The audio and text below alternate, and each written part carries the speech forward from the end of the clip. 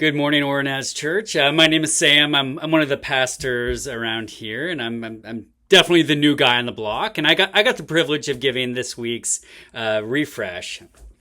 So we're about halfway through a sermon series called Kingdom Values, and I was reflecting on this morning on just like really how challenging this has been throughout the entire process. That I've been seeing my own needs for my own need for growth and intimacy with God, and with having a heart for the lost, and the drive to go reach those who are lost.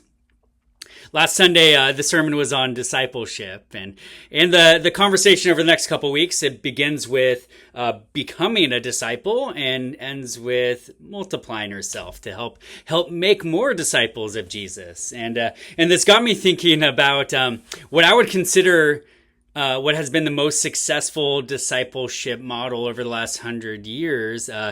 Which is Alcoholics Anonymous, and stay with me here for a minute. All right, so I'm a participant of Alcoholics Anonymous. I've been for the last 10 years for my addiction to drugs and alcohol. And the model of 12-step recovery, it can be applied to anything, to our addictions with food or gambling or lust or drugs or alcohol, people, you name it. And the origin of it is from Akron, Ohio, 100 years ago. And it's people that were suffering greatly from their addictions, and they started meeting regularly and applying certain biblical principles to their lives, and as a result they had major life transformation. They were no longer addicted, and so they sat down for a while and they wanted to figure out what happened, and that's when they came up with the 12 steps. And here's how the steps work. I'm gonna oversimplify it, so if you're an AA historian, please don't judge me. All right. So step 1 is you admit you have a problem. Step 2 is you admit God can help you. Step 3, you decide you want to follow the God who can help you. Steps 4 and 5, this is where you become transparent with yourself about who you've been up to this point, and then you become transparent with another person. Step 6, you become transparent about your character defects. So these are the things that preceded your addiction, right? Like I was a liar, cheat, and a thief before I ever picked up drugs and alcohol, and so we take those defects of character and we get ready to let them go, and we ask God to remove it. Steps 8 and 9, we make a list of people we've harmed, and then we get to work on making things right with them. And steps 10, 11, and 12, these are what we call maintenance steps. These are things you do every single day. And that's where anytime you're wrong or you make a mistake, you immediately admit it and try to make it right. Step 11, it's you seek God every day through prayer and meditation on His Word.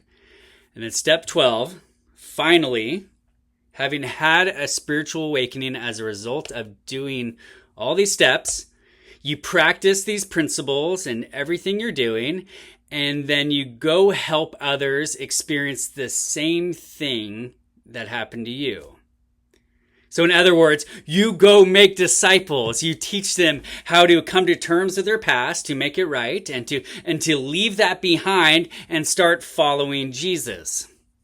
And the result is that person who's worked the 12 steps and they met Jesus along the way, and now they're free, and that they have this motivation to never be who they used to be. They have this motivation to turn their back on their old lives and to start following Jesus with everything they have, and to take this passion and this incredible gift they receive and to share it with others.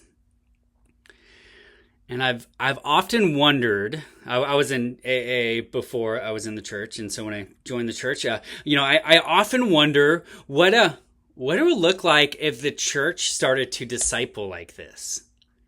If people in the church, regardless, if they have any addictions, which I think, to be honest, most people can admit they have something in their lives they obsess over that separates them and God, but I digress. But imagine if people in our church had that drive, had that passion, and acute awareness that they've been set free from a life of sin and selfishness and suffering, and so in turn we become overflowing with gratitude, so much gratitude that we want to give that away to others. We want them to experience what we have. And this is God's design for us, to give away what was freely given to us. Let's end with Galatians 5:13 through 14. And I really like the Message translation here. It says, "It is absolutely clear that God has called you to a free life. Just make sure you don't use that freedom as an excuse to do whatever you want and to destroy your freedom. Rather, use your freedom to serve one another in love. That's how freedom grows. For everything we know about God's word is summed up in a single sentence. Love one another as you love yourself. That's an act of true freedom." May God bless you as you go through this week, and we'll hopefully see you on Sunday.